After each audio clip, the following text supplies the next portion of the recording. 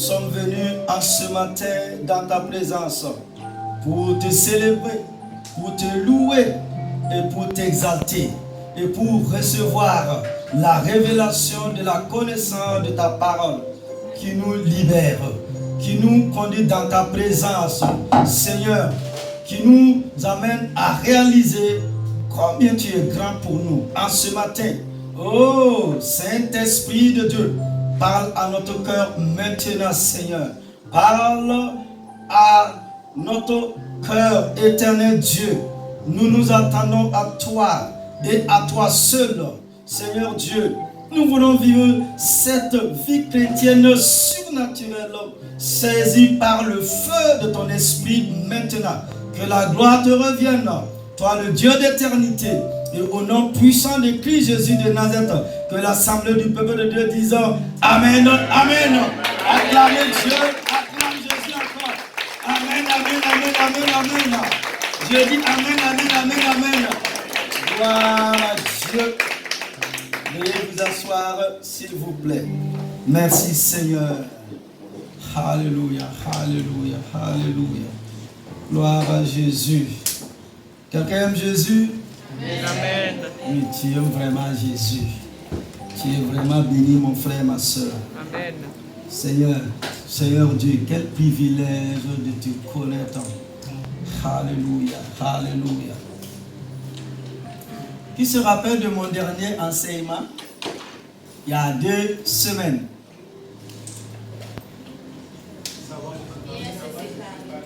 Pardon? Qui se rappelle? C'est sûr? Oui. Sûr? Oui. Alléluia.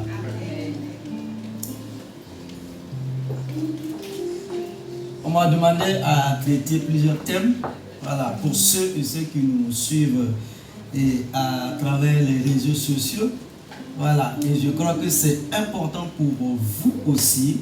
Voilà, et c'est la partie de mon enseignement. Bien se séparer. Bien se séparer. Quelqu'un peut dire à celui ou à celle qui est à côté de toi, bien se séparer. Bien se séparer. Je vois quelqu'un qui dit voisine, bien se séparer. Alléluia. Donc c'est le grand thème. Voilà, donc le titre que j'ai donné à l'enseignement, quel choix de vie? Abraham ou Lot? Oh, alléluia. Amen. Quel choix de vie? Abraham ou Lot? Et comme texte biblique de référence, nous lisons dans Genèse au chapitre 13, versets 1 à 18. Il est un peu long, mais je vais lire une partie. Quel choix de vie? Abraham ou Lot? Je vous pose cette question en ce matin, mon frère, ma soeur, et vous qui nous suivez. Verset 1. Abraham remonta d'Égypte vers le Negev avec sa femme et tout ce qui lui appartenait. Lot était avec lui. Verset 2. Abraham était très riche en troupeaux, en argent et en or.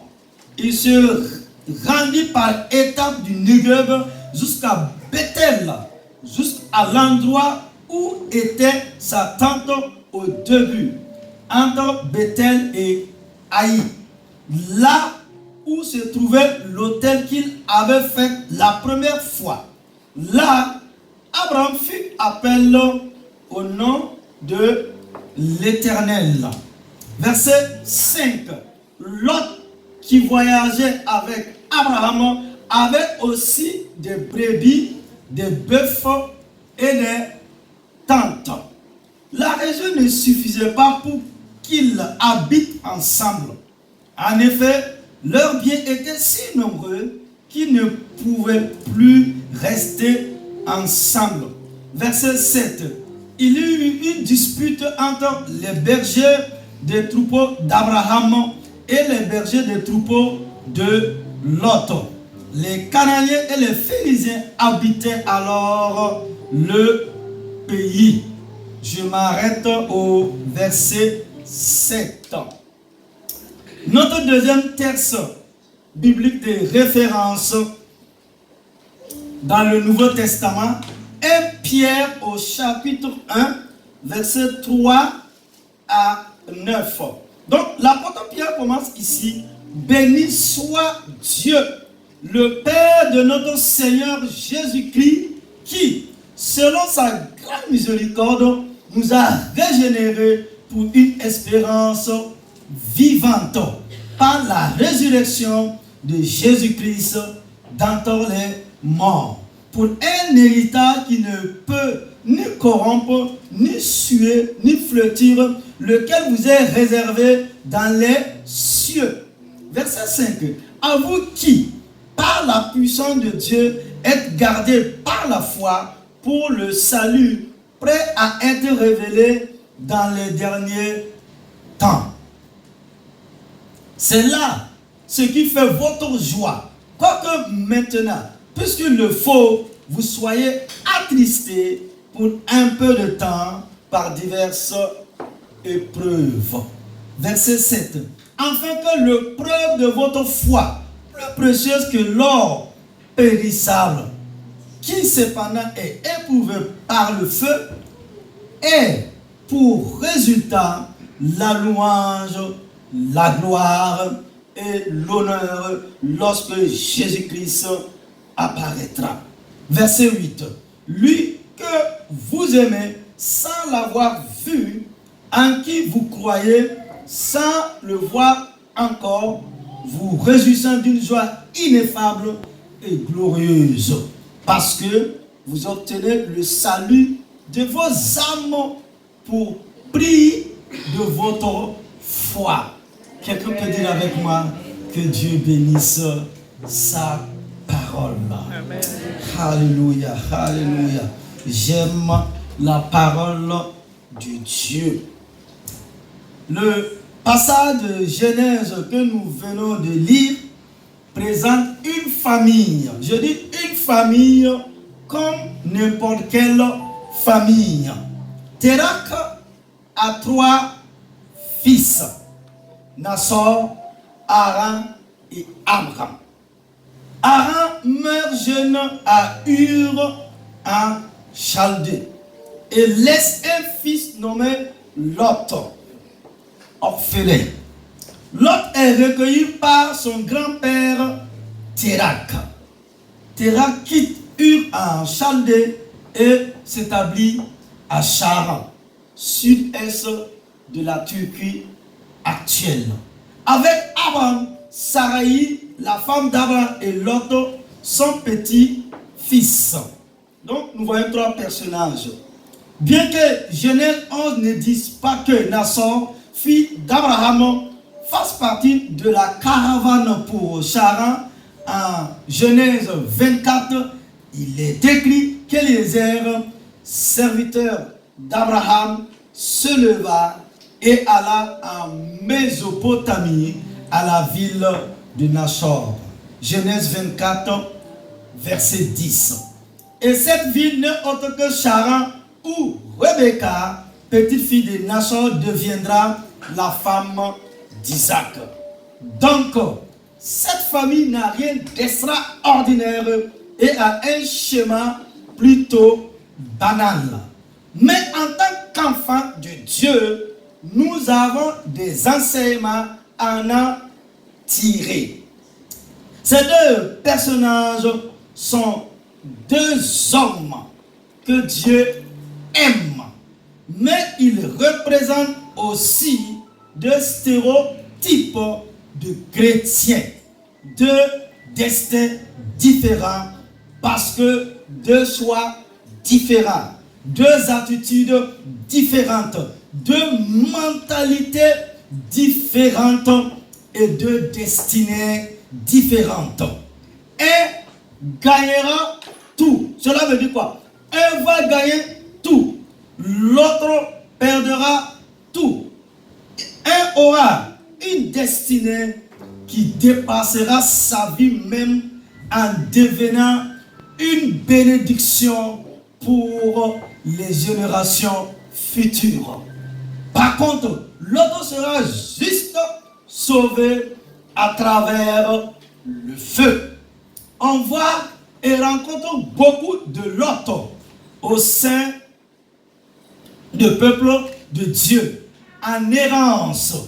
Et quelques Abraham qui, quand on va démarrer, continue à avancer vers la terre promise, c'est-à-dire vers notre destinée, notre bénédiction, notre bel avenir. Quand on lit dans les traductions classiques, on a l'impression qu'Abraham et Lot se séparent au départ juste pour des raisons pratiques. Les uns et les autres avaient trop de troupeaux et les bergers n'arrivaient pas à s'attendre. Quand on suit ensuite le parcours de chacun, on comprend que Lot avait dès le début des carences qui étaient à la base du dysfonctionnement de plusieurs choses.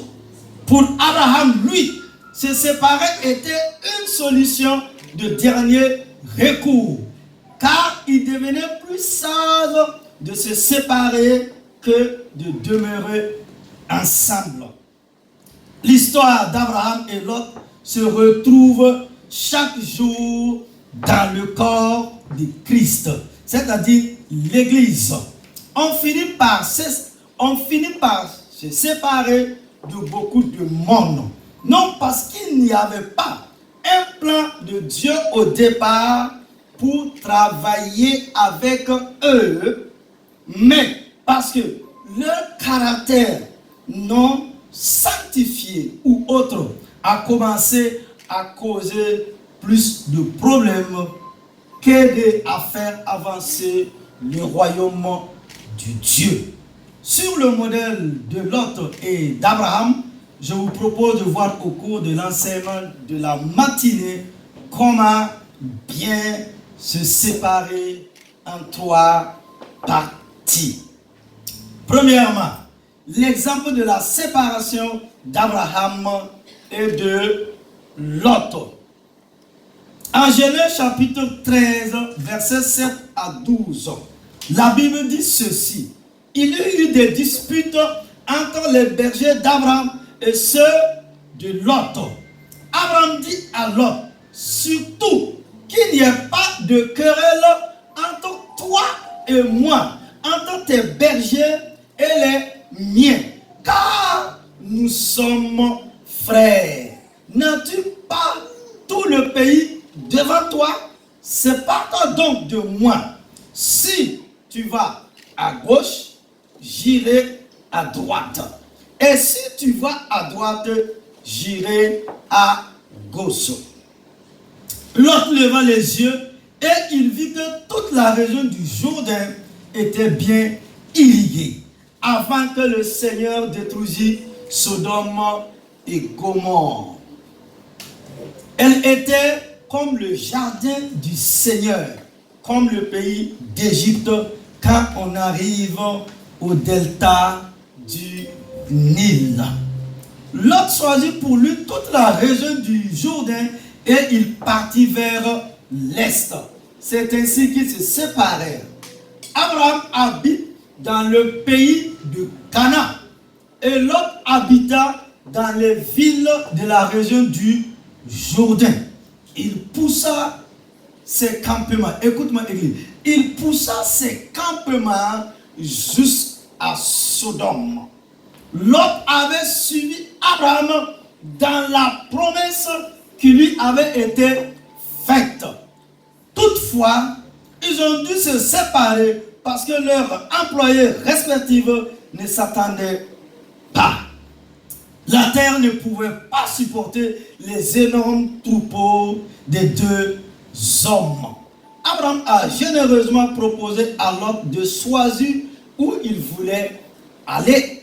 Et Abraham prendra le chemin inverse. Lot a regardé les régions riches et luxuriantes et a vu qu'il pouvait bien vivre et les a choisis. Voici ce qu'en disent les Saintes Écritures. Genèse 13, 10. Lot leva les yeux et vit que toute la plaine du Jourdain était entièrement arrosée avant que l'Éternel n'ait détruit Sodome et Gomorrhe. C'était jusqu'à soi comme un jardin de l'Éternel, comme l'Égypte. Après son départ, Dieu est venu parler à Abraham et lui a donné la garantie que la terre allait lui appartenir. Oh, alléluia. Amen. Après son départ, c'est-à-dire après le départ de Lot, Dieu lui-même est venu parler avec Abraham et lui a donné la garantie que la terre de Canaan allait lui appartenir. Nous voyons ici une séparation non violente et efficace. Il y a la séparation du grand départ, ce que j'ai appelé le grand départ, et celles qui adviennent en cours de route.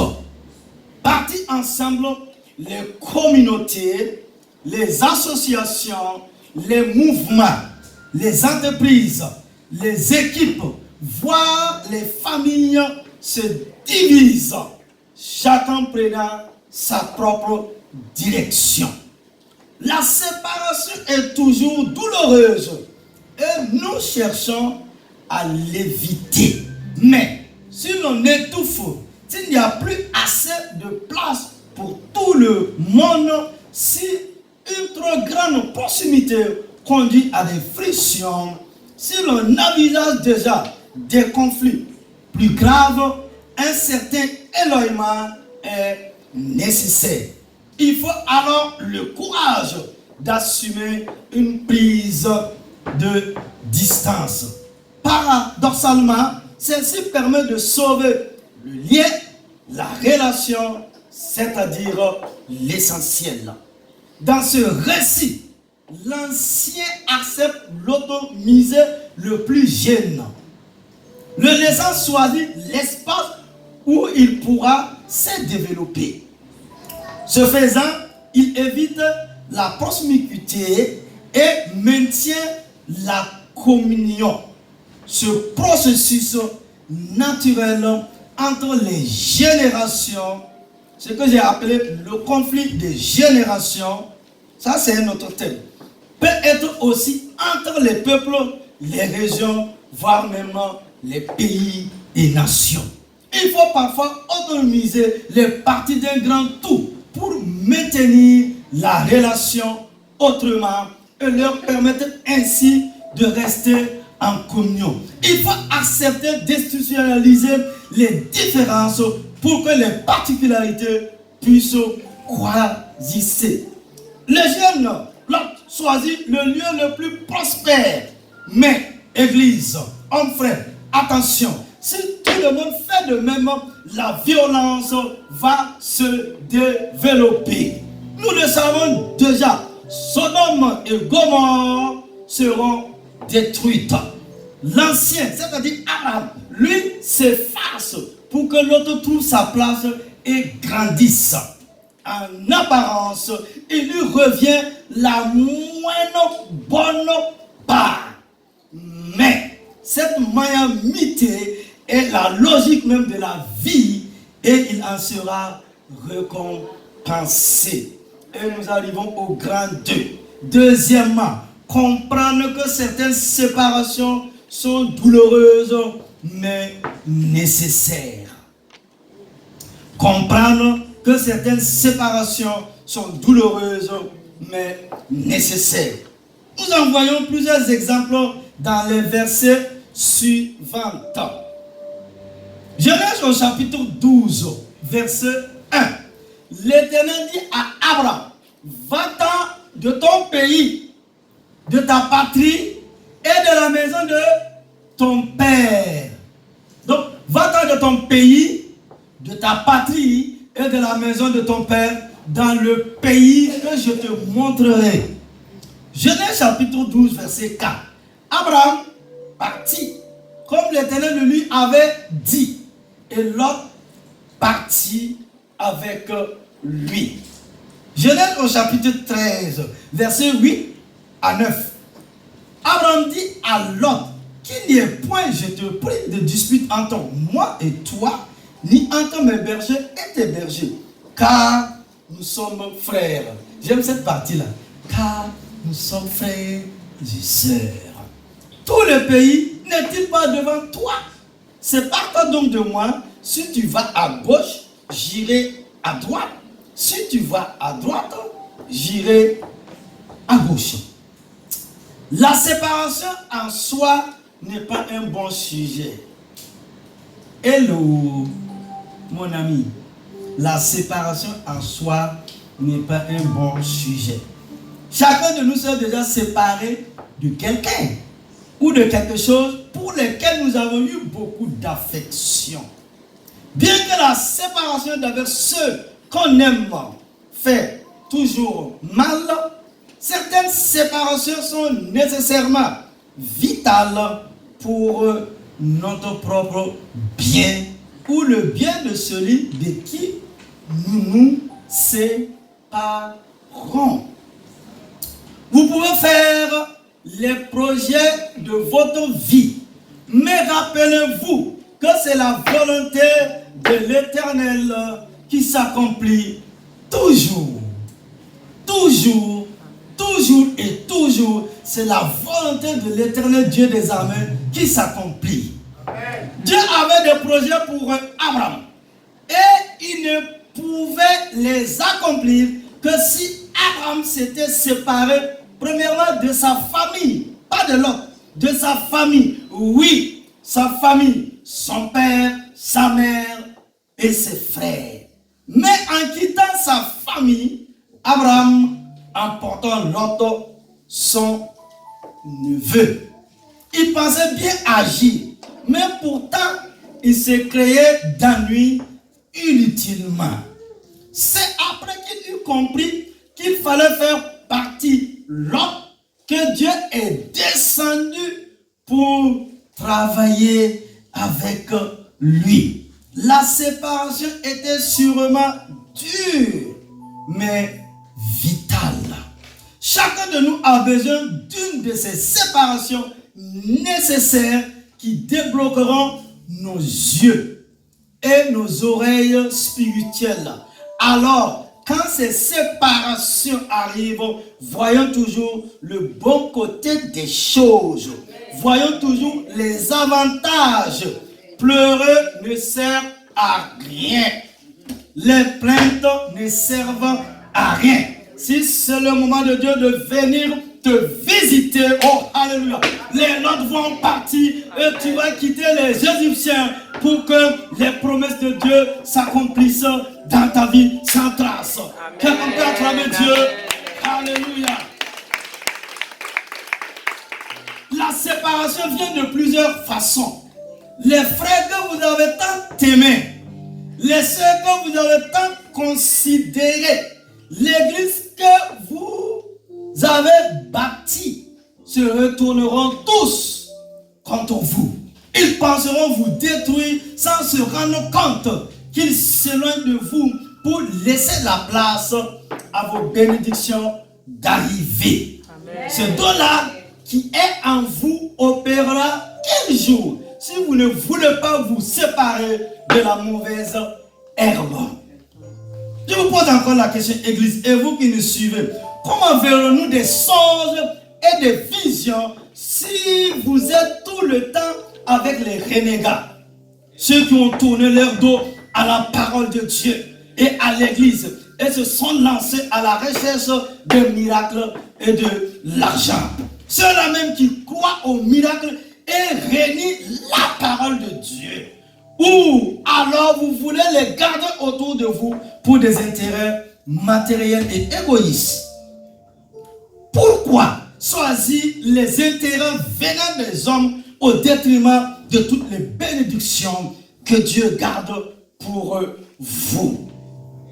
Vous avez une grande vision pour votre avenir, mais aussi longtemps que vous résistez avec ce groupe qui vous dénigre et vous met dans des distractions inutiles, Dieu ne viendra pas. Il attendra patiemment jusqu'à ce que vous vous séparez d'eux. Votre entourage, votre environnement et votre atmosphère font la clé de voûte qui rapproche ou repousse la présence divine. Si nous arrivons à bien comprendre les significations véridiques de ces termes, les séparations ne seront plus douloureuses, mais elles seront plutôt indispensables. Élie le Tishbite, avant qu'il soit le prophète, avant qu'il soit appelé Élie le prophète, on dit un des habitants de Galade. Élie le Tishbite était seul contre tous. Et toi, tu es encore à la recherche du groupe ecclésiastique le plus influent. Oh, alléluia. Jean le Baptiste, oh, alléluia, où Jésus lui-même a témoigné de lui, était seul toute sa vie. Et toi, tu savoures la communion fraternelle avec les rétrogrades. Comment auras-tu l'opportunité de présenter le Messie au monde, c'est-à-dire la personne de Jésus-Christ de Nazareth, qui est le chemin, la vérité et la vie, qui est venu nous sauver, nous délivrer. Nous apportons cette grâce qui vient de l'Éternel Dieu des armées. Sépare-toi d'eux et Dieu viendra à toi. Troisièmement, grand toi. Il y a 4 leçons puissantes de l'autre pour préserver votre destinée. 4 leçons puissantes de l'autre pour préserver votre destinée. Premièrement, ne pas se fier aux apparences. Et nous, ne pas se fier aux apparences. D'abord, il a été attiré par l'apparence des choses. La région semblait excellente, meilleure que l'endroit où il se trouvait. Il pouvait tout prendre pour lui. Donc, il a choisi. Il a suivi ses propres désirs. L'avarice a eu raison de lui. Le problème, c'est qu'il s'est retrouvé à vivre à côté de certains des personnages les plus vils sur la face de la terre. Il n'a pas consulté le Seigneur. Il n'a pas rendu à qui l'honneur est dû. Il n'a pas bien choisi ces nouvelles associations. Maintenant, je vous pose cette question. Combien de fois dans la vie sommes-nous influencés par des facteurs extérieurs, par la facilité, ce qui semble nous arranger lorsqu'il s'agit de prendre des décisions fondamentales de la vie, tel le choix du lieu, du domicile, du métier, d'assemblée, d'amis et autres. Nous connaissons tous l'Église, le dicton qui dit « Tout ce qui brille n'est pas de l'or ». Mais comme l'autre, nous sommes si souvent myopes.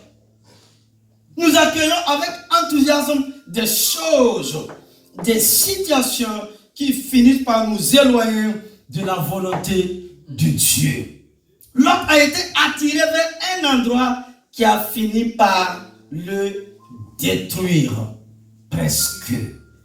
Certes, il n'a pas perdu la vie. Toutefois, il était au mauvais endroit et il le savait. Il n'avait pas un instant de paix en vivant ou à l'intérieur ou à l'extérieur de Sodome. Selon l'épître aux Hébreux, son âme juste était torturée jour et nuit. Même après avoir été capturé et libéré, il y est retourné. Il a fini par vivre dans une cave et par commettre l'inceste, quoique à son issue avec ses filles.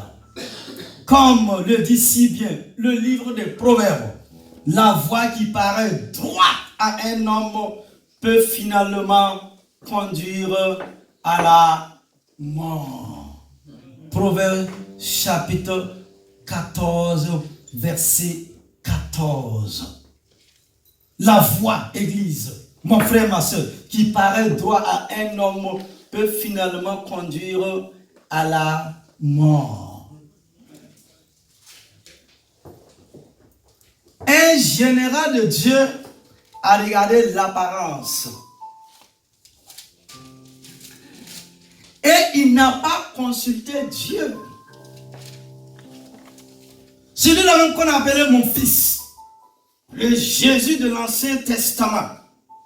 Cet homme, il a demandé à Dieu que le soleil s'arrête jusqu'à ce que je gorge les ennemis d'Israël. Et la Bible m'enseigne, homme de Dieu, que Dieu n'a jamais écouté la voix d'un homme. C'est-à-dire un homme né de femme, comme il a écouté Josué en ce jour-là. Le soleil s'est arrêté parce qu'ils avaient un bel avenir. Et Dieu voulait terrasser toutes ces personnes. Cet homme a manifesté la puissance de Dieu. Et aujourd'hui encore, nos scientifiques même témoignent qu'il y a quelque chose qui s'est passé. Parce qu'un homme s'est tenu dans la présence de Dieu. Il a vu son mentor. Il a vu comment Dieu descendait parler à Moïse. Il a vu quand Dieu est descendu sur le mont Horeb. Il a vu ce tremblement. Il a vu cette réalité de la puissance de Dieu. Mais un jour, cet homme a regardé l'apparence des hommes alors que c'était des ennemis. Ils ont dit, nous venons de très loin. Oh, alléluia. Regarde nos habits. La ruse. Il dit, regarde nos habits. On a des vieux habits. Et ces habits-là, on les a, il y a plus d'une décennie, mon ami. Il dit, regarde même nos pains. Des pains secs. C'est sec. Oh. Josué, il a eu pitié de ces hommes. Il dit, nous voulons seulement qu'il y ait alliance entre vous et nous. Parce que on a entendu, il y a si longtemps, comment Dieu, par sa main puissante, a brisé le pouvoir de Pharaon, de ses magiciens et de sorciers. Comment par la main puissante de Dieu, vous avez pris le chemin de Canaan. Nous voulons être parmi vous. Aimez votre Dieu. Priez votre Dieu. Jésus avait oublié. Comme il n'a pas consulté l'Éternel, il a regardé. Ah, nos yeux nous trompent, hein? C'est beau, c'est joli. Et tout de suite, il a signé l'alliance. Ça n'a même pas, ma Bible, ça n'a même pas fait une semaine. Il apprend que, mais ils sont même à côté de nous. Ça veut dire, quand tu dépasses la gare là, ils habitent derrière et nous on est là. Jésus a crié. Ils ont dit, mais il y a un pacte. Il y a une alliance. Jésus est là. Il dit, mais ce que tu vas faire de nous, eux-mêmes ils amènent des propositions. On va être là, on va puiser de l'eau, on va piler le mil pour vos femmes. Parce qu'un général de Dieu n'a pas consulté l'Éternel Dieu des armées. Que Dieu nous aide. Amen. On parle de Jésus là. Et vous et moi, combien de fois nous échouons? C'est là que je dis comme ma soeur, écoute-moi, je parle à quelqu'un. Tu as mis ton pied dedans pour enlever là. Et ça colle. C'est dur.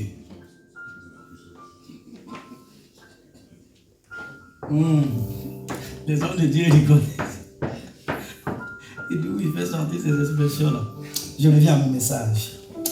Alléluia. Merci Seigneur. Merci Seigneur. Deuxièmement, toujours interroger Dieu. Toujours interroger l'Éternel Dieu. Abraham est resté dans la volonté de Dieu. On pouvait penser que le lieu où lui se trouvait n'était pas aussi prospère, ni aussi luxuriant que là où l'autre était allé.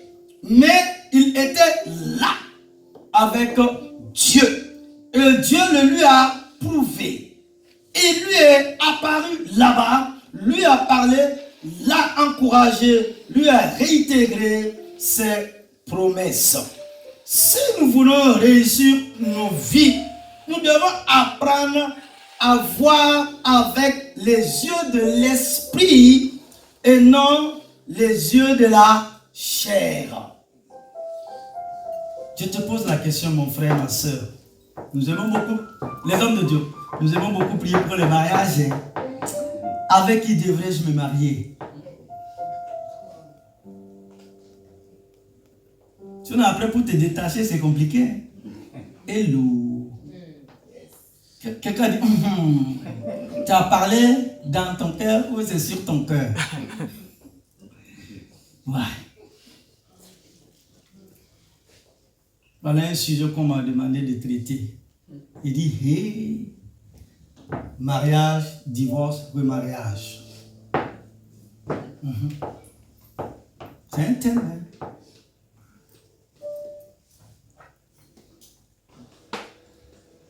Mariage, divorce, remariage. La vision de Dieu dans l'Ancien Testament et dans le Nouveau Testament, ce que Moïse a dit et ce que Jésus a dit, ce que l'apôtre Paul a dit et ce que Pierre a dit. Peut-être on verra à la rentrée, si vous me le permettez. Sinon, on est sur le grand thème de l'onction. C'est ça, l'onction de Dieu qui brise le zouk. La puissance de l'Esprit de Dieu qui agit dans nos vies. Alléluia.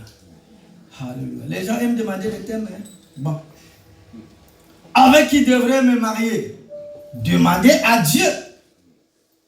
Son compte bancaire, sa beauté physique, son charme et même son amour pour vous ne garantissent pas une vie de couple heureuse.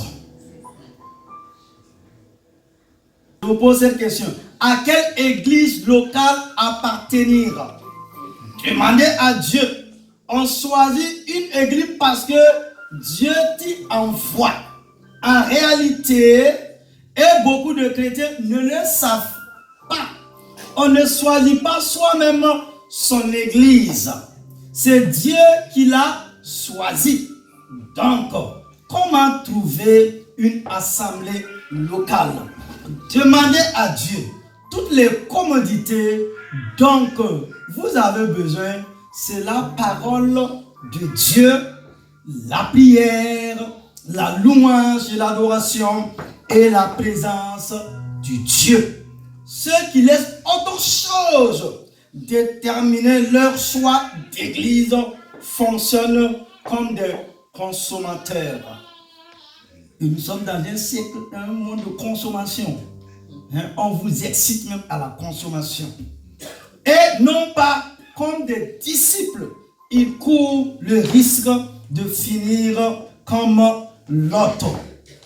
Et on pose une autre question. Où est-ce que je dois vivre? Demandez à Dieu. Déménager dans une autre ville ne vous sera d'aucun avantage si vous finissez par errer spirituellement parce que vous avez quitté l'église où Dieu vous avait établi et vous ne trouvez pas votre place ailleurs. Il n'y a pas de satisfaction plus grande que d'être dans la volonté de Dieu au bon moment, en faisant ce qu'il faut. Donc, au moment de prendre les décisions fondamentales de la vie, demandez à Dieu de partager son cœur. Et troisièmement, honorez vos bienfaiteurs. Oh, alléluia. Très important. Celui qui t'a fait du bien, honore-le. Il n'y a aucune indication que l'autre ait hésité à partir ou qu'il ait été triste de s'éloigner d'Abraham, l'homme de la promesse. Il est parti sans regret et sans montrer le respect dû à son oncle Abraham. Il aurait fallu, au lieu de choisir en premier, laisser faire son oncle. Il n'a pensé qu'à ses intérêts et n'a pas honoré Abraham. Il avait oublié que c'était grâce à Abraham qu'il se trouvait là où il était. Ne soyez pas ainsi. Chacun a quelqu'un ou des personnes que Dieu a utilisées pour l'amener au niveau supérieur dans sa vie.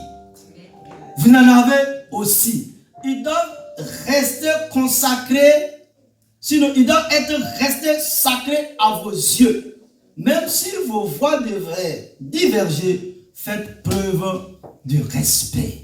Donnez-leur l'honneur qui leur est dû. Cela sera à votre avantage plus tard. Pourquoi? En réalité, à moins que ça ne soit pas absolument nécessaire, ne vous déconnectez pas d'Abraham de votre vie. Vous pourrez avoir besoin de plus tard pour vous sortir de la captivité, comme ce fut le cas de Lot. Cette connexion peut être même vous sauver la vie, comme dans le cas de Lot.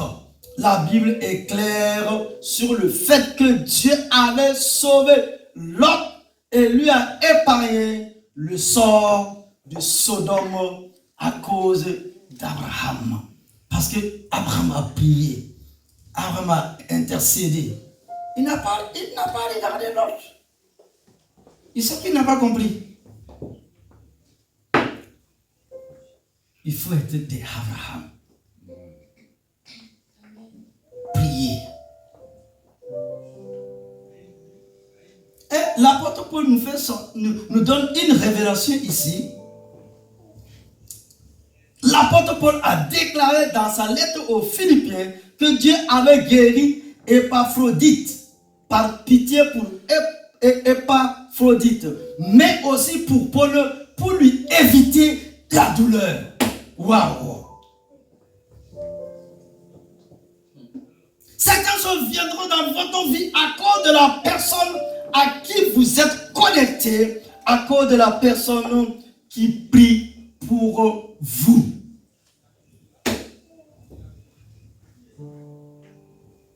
Homme de Dieu, regardez ce jeune homme.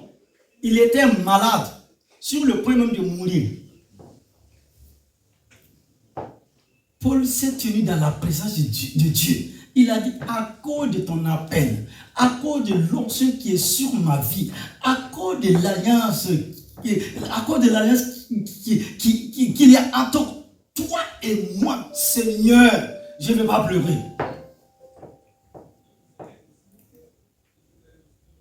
Quand l'homme de Dieu dit, si, Seigneur, quand tu m'as appelé, à cause de l'alliance, fais quelque chose, Dieu agit.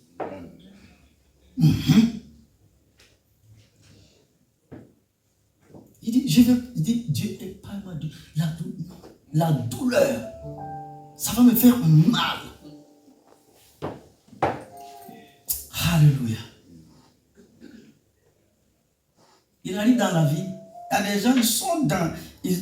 la personne est dans une situation, mais il a été comme ce jeune homme-là, tu es obligé de prier autrement. Parce qu'il y a une alliance entre toi et Dieu. Et Dieu est fidèle à son alliance. Et Dieu est fidèle à son appel et à ses dons. Quand Dieu donne, il ne reprend pas. Seigneur, opère le miracle dans la vie de cette personne-là.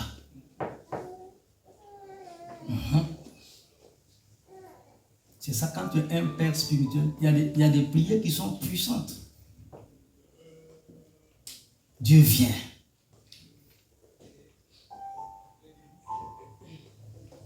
Quatrièmement, être toujours vigilant. Choisissez bien vos nouveaux voisins aussi. Oh, alléluia. L'autre avait choisi la région à la végétation luxuriante et n'a pas pensé aux voisins. Si vous intégrez une société dont la maison mère est en difficulté, vous serez en difficulté. Lorsque vous déménagez dans un quartier ou dans une ville où les voisins sont des voleurs, vous risquez d'avoir des ennuis. Lot est allé s'installer dans les environs de Sodome. Ensuite, dans la ville de Sodome, où il avait pour voisins des individus peu ragoûtants. Et il a payé cher. Une fois, il s'est retrouvé en captivité.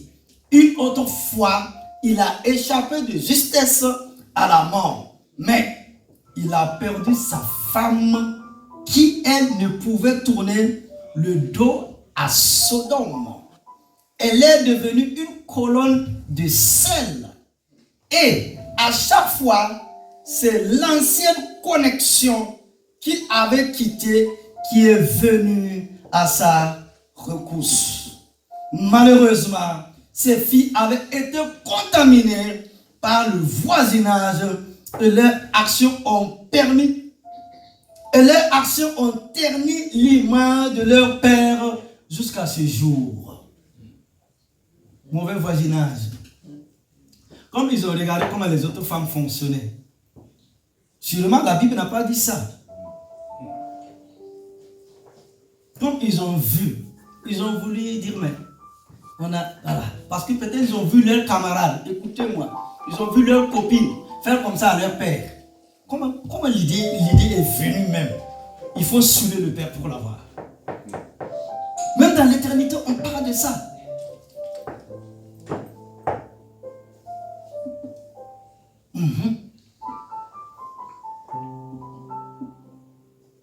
Sa femme, elle-même, elle avait l'esprit de Sodome et Gomorrhe. Statue de sel. Même aujourd'hui encore. Allez-y à Jérusalem. N'est-ce pas, Tati? Ça y est là. La Bible, elle est vraie. Parce que vous savez, il y a des gens, il ne faut jamais te déconnecter de ces personnes-là. Il ne faut jamais te déconnecter. Tu ne trouveras plus de réseau, comme même dire les jeunes gens là. Regardez ce qui est arrivé dans la famille de Lot. Donc, que l'histoire de Lot soit une leçon pour chacun. Ne soyez pas influencés par l'apparence des choses. Choisissez bien.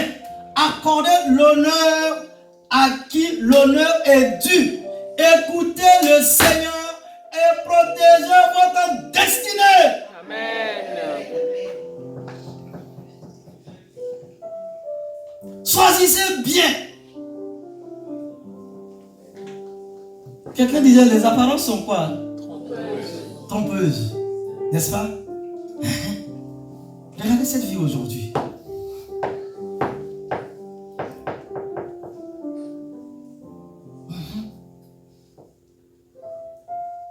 Si tu suis une voleuse là, tu vas devenir.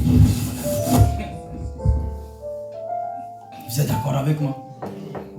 Si tu suis une sorcière là, c'est problème. La Bible est claire. Les gens aiment chercher ce qui va leur faire plaisir. L'autre a cherché. Non. Il n'y a pas de cohabitation possible entre la lumière et les ténèbres. Amen. Non.